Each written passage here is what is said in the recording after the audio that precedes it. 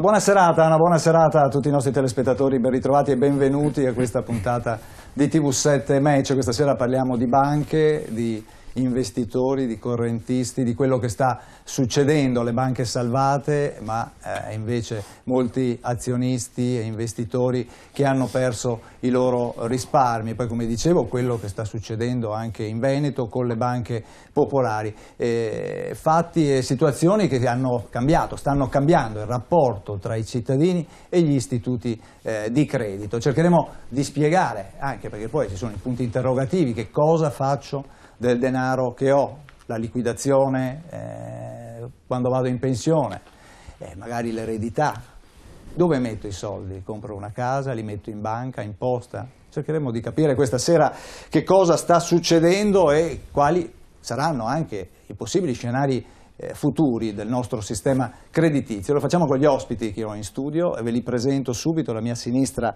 Enrico Cappelletti, senatore del Movimento 5 Stelle. Buonasera Cappelletti, grazie di essere qua nei nostri studi. Fulvio Cavallari, Adusbef Veneto, l'associazione di difesa consumatori e utenti bancari, finanziari e assicurativi.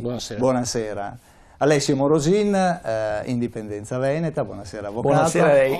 Il nostro editore Ermanno Casen, buonasera editore. E poi abbiamo Marta De Manincor, che è un'avvocata. Buonasera. Buonasera, lei sta seguendo alcuni casi relativi alla Banca Popolare di Vicenza. E poi abbiamo un imprenditore, un consulente aziendale,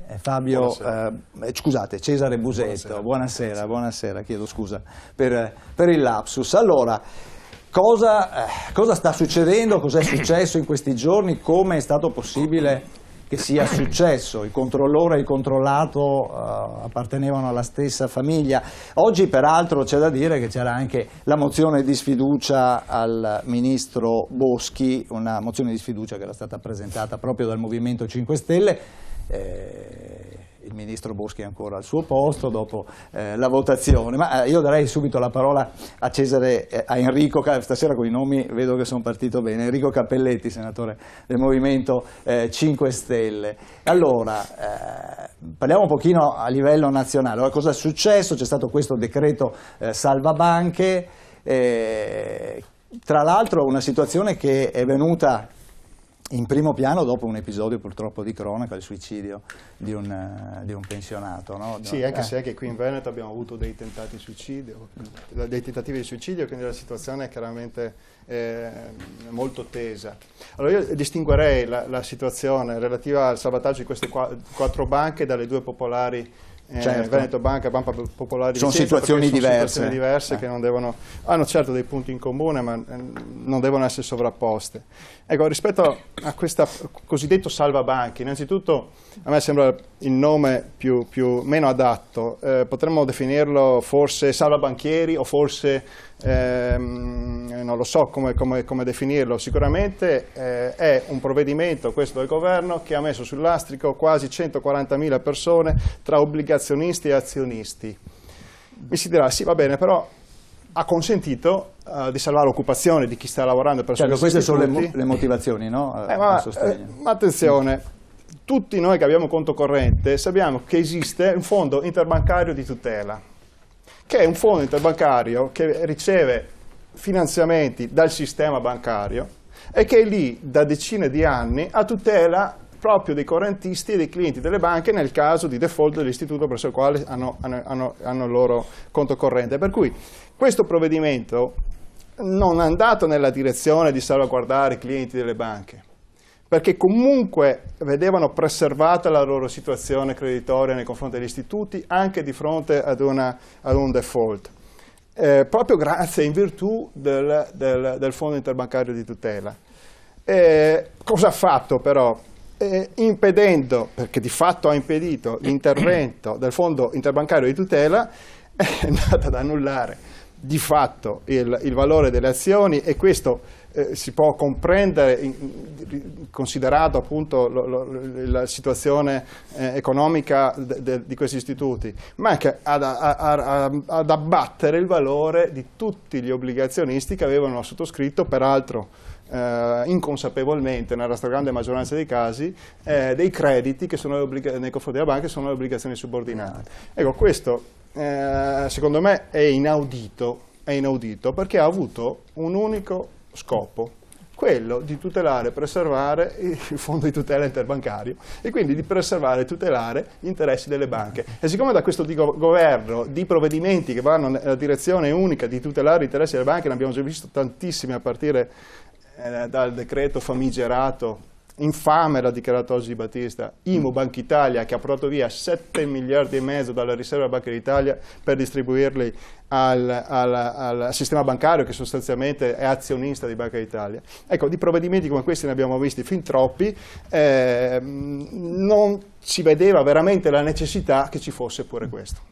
Certo, queste obbligazioni subordinate, che cosa sono? Queste subordinate sono fondamentalmente dei titoli di debito, ossia la banca si obbliga a restituire il capitale impegnato dal sottoscrittore con la corrispondenza anche di una quota parte di interesse.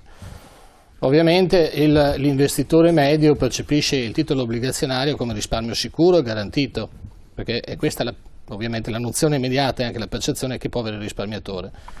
Purtroppo questo governo ha anticipato il cosiddetto bail-in, che avrebbe dovuto entrare in vigore dal 1 gennaio 2016 con un decreto ministeriale, anticipando addirittura la risoluzione degli istituti di credito e andando ad abbattere anche il valore non solo delle azioni ma anche delle obbligazioni subordinate.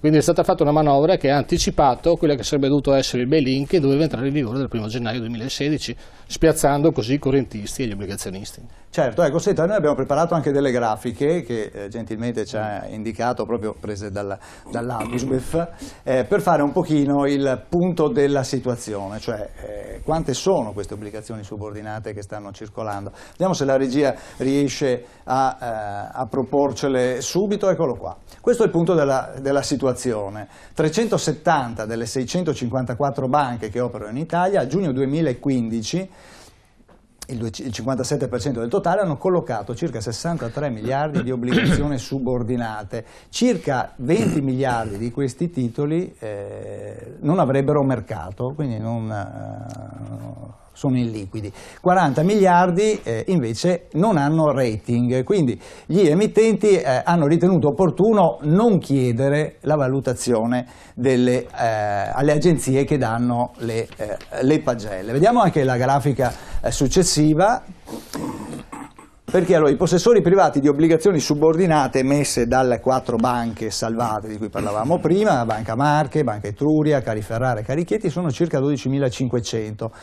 pari a un investimento di 431 milioni di euro. Gli investitori istituzionali hanno acquistato 355 milioni di queste obbligazioni e secondo valutazioni delle Fab4, sono le 4 come dire, meraviglie, si dice così, come vengono definite, i casi umani non supererebbero il numero di 1010 per circa 27 milioni investiti, piccoli risparmiatori che hanno perso tutto. Visto che Cavallari ha citato anche il bail-in, lo abbiamo schematizzato, così intanto vediamo alcune cose, dopo entriamo nel merito vediamo anche la grafica successiva, no?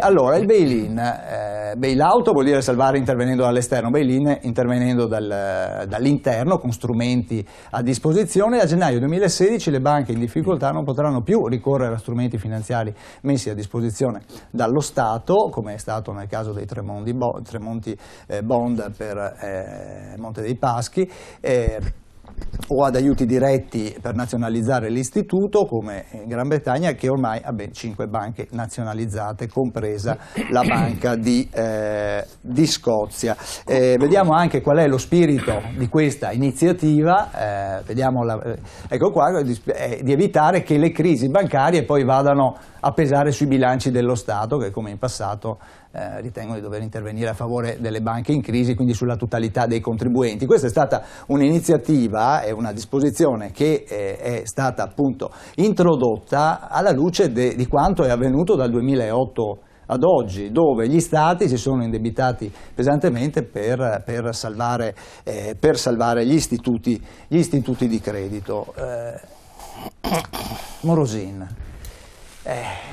Qua la situazione è cambiata rapidamente e probabilmente anche gli investitori italiani, magari appunto quelli meno informati su cosa stava avvenendo, si sono trovati Guardi, dottor Trivellato, io immagino che stasera dovremo sentirne e dirne parecchie. Comincerei ponendo, come si fa quando si costruisce una casa, anche un pensiero, un ragionamento, ponendo sul tavolo immediatamente delle considerazioni preliminari che possono anche apparire banali, ma io non le ritengo tali. Le banche si chiamano anche istituti di credito. La parola credito deriva da credere, ritenere che affidare. Vuol dire un qualcosa che ha a che fare con la fiducia, quindi col comportamento virtuoso, rispettoso della legalità delle banche. E poi evidentemente se troviamo che questo non avviene bisogna andare a capire quali sono state le violazioni fondamentali per cui il credo è venuto meno. Allora io che sono per l'indipendenza del Veneto dovrei essere l'ultimo a citare le norme fondamentali di questa repubblica fallita che si chiama Italia. Però siccome credo ai principi, ritengo che bisogna partire dalla conoscenza di quello che dice la Costituzione. L'articolo 47 della Costituzione di questa fallita Repubblica Italiana che non mi appartiene più, che spero che ai Veneti non appartenga più quanto prima, che speriamo superata grazie anche a questo collasso che stiamo subendo in centinaia di migliaia, dice: la Repubblica incoraggia e tutela il risparmio. Incoraggia, cioè suggerisce di essere virtuosi e risparmiare, e tutela il risparmio. E ci sono delle istituzioni deputate a tutelare il risparmio. E sono istituzioni pubbliche. 2 per tutte, ma non sono le uniche, la Consob e la Banca d'Italia, che tra l'altro a loro volta devono rispondere a norme europee. Lo stesso articolo 47 della Costituzione, nello stesso periodo, parla anche di quello che è l'esercizio del credito, che è l'altra attività della banca, perché il risparmio viene raccolto e poi la banca, gli istituti di credito, esercitano appunto il credito, cioè erogano le somme raccolte. E anche qua la Costituzione usa addirittura 3 verbi, non uno. Dice che disciplina la Repubblica, coordina e controlla l'esercizio del credito. Io credo che queste cose che io ho detto non siano banali, perché coloro i quali avevano una qualche responsabilità istituzionale, partiamo dalle istituzioni, poi andiamo anche dentro alle banche, perché ci sono i peccati mortali, usando il linguaggio della Chiesa, e i peccati veniali, o magari anche qualcosa di mezzo, ma io credo che i peccati mortali siano nella testa, nel legislatore che non applica la Costituzione, un legislatore che non conosce la Costituzione, che disprezza la Costituzione, che ripeto non dovrei essere io a richiamarla, io sono per l'indipendenza, ma questo fatto farà ragionare le persone che siamo sulla strada sbagliata, che non siamo né tutelati né difesi da chi ha l'obbligo giuridico di base addirittura costituzionale a difenderci. Quindi io credo che il discorso di questa sera debba essere canalizzato su queste basi di conoscenza, perché è fondamentale, altrimenti rischiamo di attribuire giudizi, considerazioni e magari anche sentenze, e domani c'è un'assemblea delicatissima per Veneto Banca e io mi auguro che non ci sia nessuno che perda la testa, ma se qualcuno dovesse essere meno che saggio, meno che avveduto, meno che compus sui, come si dice, nel controllo della sua condotta, io saprei già invece chi è il colpevole. E si parte da dove ho detto prima, da chi ha l'obbligo del controllo. Non è pensabile che 2 banche del territorio come queste, fino a un anno fa gli organi di controllo abbiano detto che sostanzialmente andavano bene, anche con elogi, con commenti sostanzialmente positivi, banche che in qualche modo avevano attenzione per il territorio. Nell'arco di 2 anni e mezzo non può essere accaduto il patatrac, vuol dire che qualcosa non funziona, poi magari lo vediamo, perché so dove osservare e puntare il dito ancora. Avvocata De Manicora, allora chi prima l'ho detto prima, no? In apertura, chi controlla chi? Ma alla fine il controllore e il controllato sono gli stessi? Allora, diciamo che ovviamente fanno parte tutti di un sistema bancario, e quindi è chiaro che c'è sicuramente, anche se non palese, un conflitto di interessi. È chiaro che, ad esempio, per quanto riguarda le banche popolari venete, c'è stata una poca informazione, se non nulla, nei confronti dei piccoli risparmiatori, perché questo tipo di chiamiamolo così, azionariato diffuso o di obbligazioni anche qui subordinate, non è una cosa che è recente, nasce già da tempo proprio perché, come diceva l'avvocato Morosin, c'era una fiducia e quindi ci si affidava. Di questa fiducia però evidentemente poi le banche ne hanno abusato e quindi per operazioni proprie fatte speculative si sono trovati in determinate situazioni e quindi hanno iniziato a proporre questi tipi di prodotti anche agli istituzioni o agli investitori istituzionali che avevano ben capito che evidentemente non c'era più possibilità di investire, ma ai piccoli risparmiatori. Gli organi deputati al controllo hanno limitato il controllo in modo fino ad ora, perché è chiaro che adesso il controllo è un po' diverso, dato appunto che c'è anche un organismo europeo, sostanzialmente valutando o sostanzialmente erogando delle sanzioni per ora solo amministrative, ritenendo che proprio perché sono, per quanto riguarda le popolari venete, non quotate, il prezzo dell'eventuale azione dell'obbligazione era comunque libero, diciamo così, doveva essere libero e quindi deciso dalla stessa banca, quindi in chiaro è conflitto di interessi, perché non è detto che quello, quindi non c'era un controllo sul mercato di questa cosa qui. Effettivamente probabilmente un controllo maggiore poteva esserci, certo, o magari una tempistica anche, diversa, oppure magari una maggiore informazione, diciamo così, anche degli eventuali controlli svolti o di quelli che potevano essere fatti, poteva essere dato sicuramente. Informare i cittadini di quello che stava gli azionisti, i cittadini che nel frattempo si sono trovati azionisti, quindi proprietari tra virgolette della banca, dei titoli delle azioni. Musetto, esatto. Tutto questo cambia il rapporto con gli istituti di credito? Sicuramente la banca è sempre stata... Che aria tira? Cosa si dice? La banca è sempre stata il luogo, un po' riprendendo quello che diceva l'avvocato Morosin, di sicurezza, la sicurezza. Porti i soldi in banca. Adesso le cose sono diametralmente opposte. Ora si pone il problema dove portare i soldi. Pagamenti, tra l'altro pagamenti sopra i 1.000 euro tramite diventa un problema, certo, farli, quindi veramente si assiste a una situazione di difficoltà, ma anche oggettiva.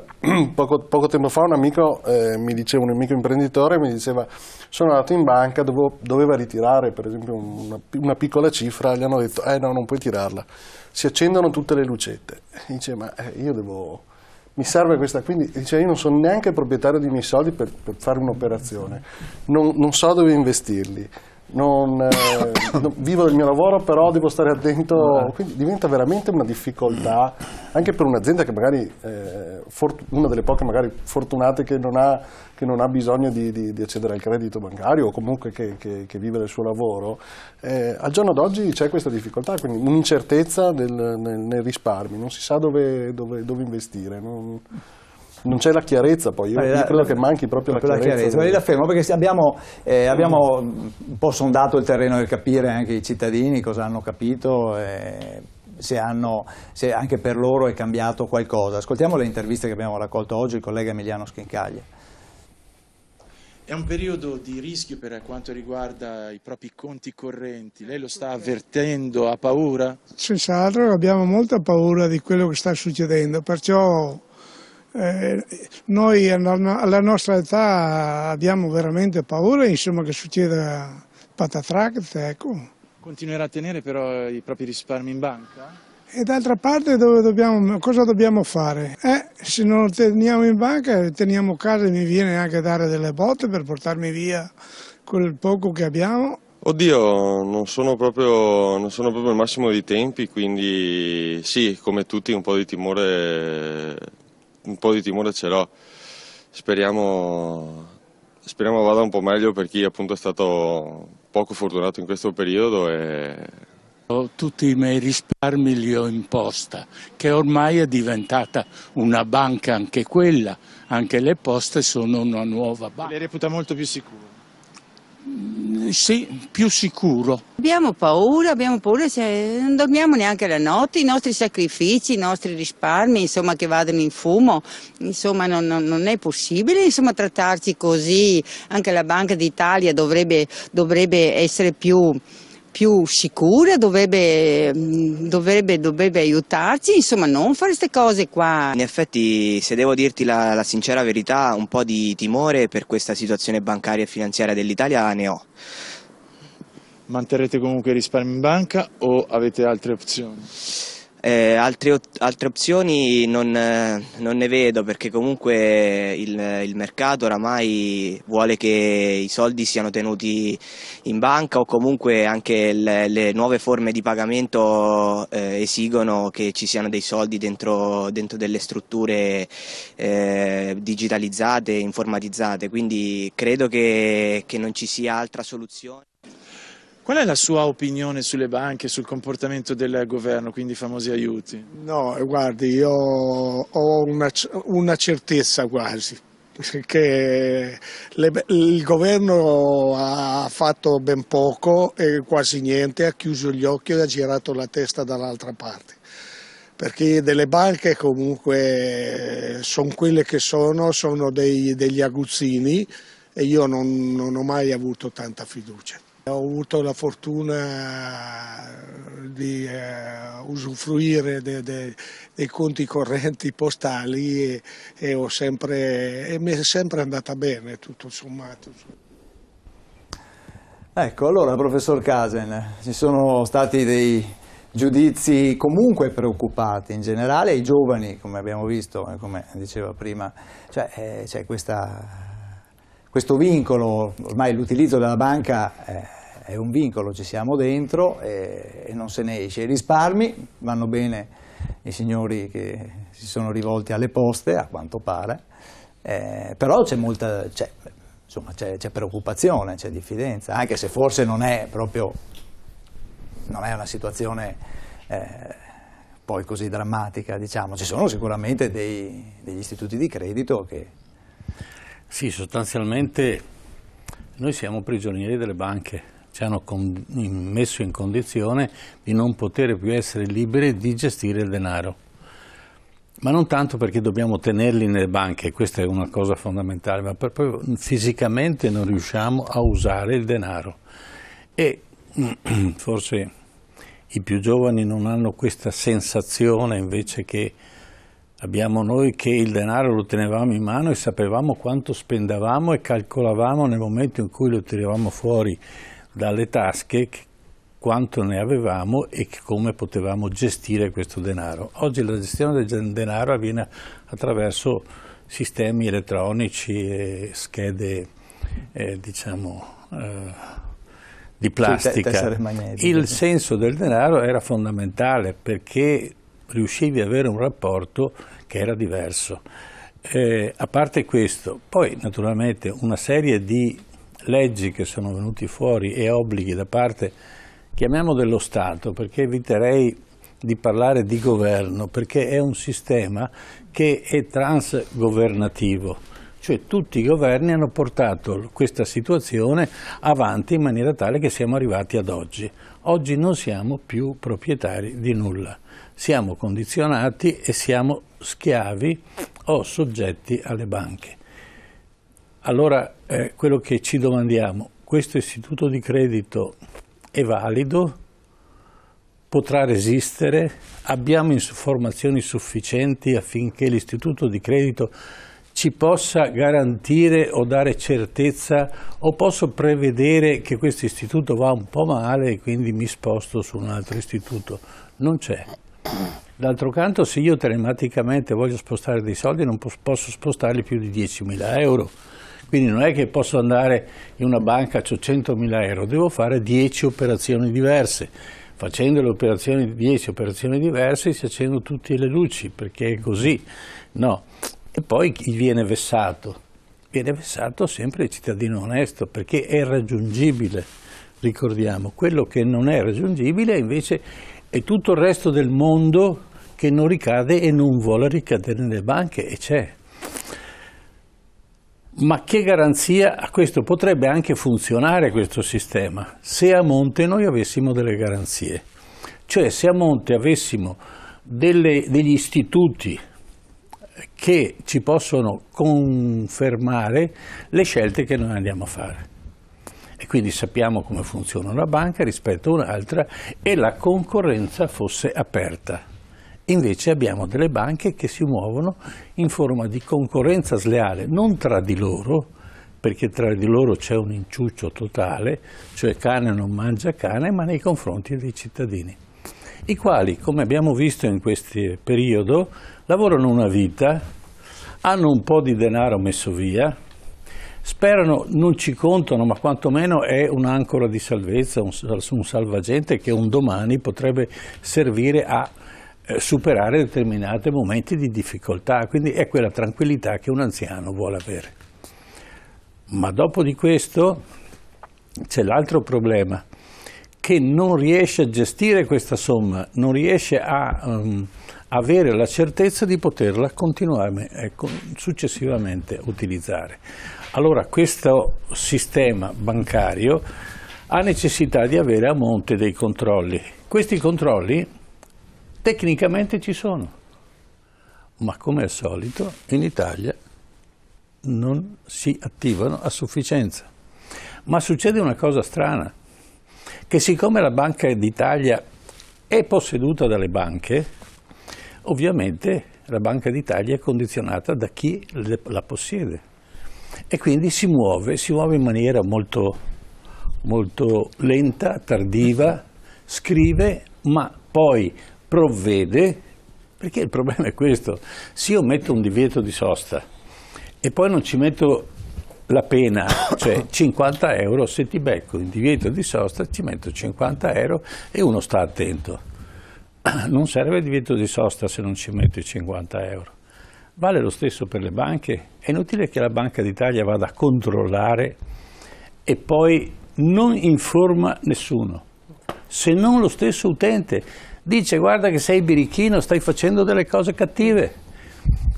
Ma lo sanno solo loro, si riuniscono in consiglio di amministrazione e magari dicono: facciamo in fretta perché se no ci crolla tutto addosso, cosa che è successa con la Banca Irpina.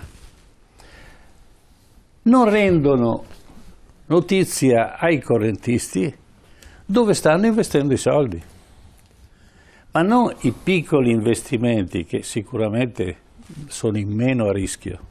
La Banca Irpina ha finanziato un transatlantico di 150 metri, no? Che è in cantiere, e dai sondaggi che sono stati fatti recentemente, l'altro giorno, sembra che ci sia lo scafo non adibito alla funzione per cui è stato costruito. È una sagoma, no? Ma dentro non è predisposto ad accettare nulla, nemmeno il motore. Allora ci domandiamo: ma è possibile che i banchieri, che di solito non sono fessi, riescano a farsi fottere in questa maniera? Questa è la domanda che sta a monte. Allora è giusto che nel Vangelo, perché banchiere deriva da banco, no? Tenevano i soldi sul banchetto e cambiavano il denaro, parliamo di tempi non sospetti, quindi nel Vangelo il buon Cristo flagella i banchieri che stanno davanti al Tempio a cambiare moneta, no? Ma Dante li mette all'inferno, tra cui mette all'inferno anche Scrovegni e Peruzzi, no? Perché di per sé stesso questo tipo di mestiere allora, e non si parlava ancora di usura intesa come la parliamo noi, era sicuramente un mestiere che comportava dei rischi per chi doveva trattare con queste persone. Sapeva che comunque se io mi avvicino a un Peruzzi o a uno Scrovegni o comunque a un banchiere, non so perché, ma ci rimetto sempre. Le banche, dal 1931 in poi, è stato costituito una sorta di ancora di salvezza per garantire ai cittadini che i soldi che metto dentro comunque mi saranno restituiti. Oggi, prima di tutto, ci sono queste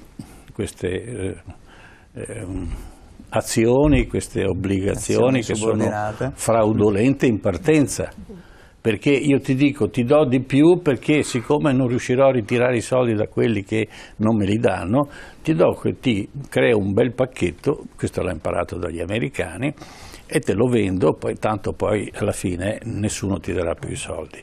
E questa è la prima cosa. La seconda cosa è che noi non abbiamo certezza del denaro che noi mettiamo dentro, e questa è la cosa più grave. E soprattutto un'altra cosa, c'è un istituto di credito come diceva prima la Banca d'Italia che ha ancora la base aurea, e allora se mettiamo la base aurea a garanzia delle banche ma puniamo e non assolviamo i banchieri come faceva Dante, allora sarebbe una buona cosa. Bene, allora dobbiamo andare in pubblicità, ma appena rientriamo parliamo anche di quello che è il ruolo dell'Europa e se stiamo perdendo, come si usa dire, sovranità anche, o se l'abbiamo persa completamente anche in questo campo qua. Dopo la pubblicità.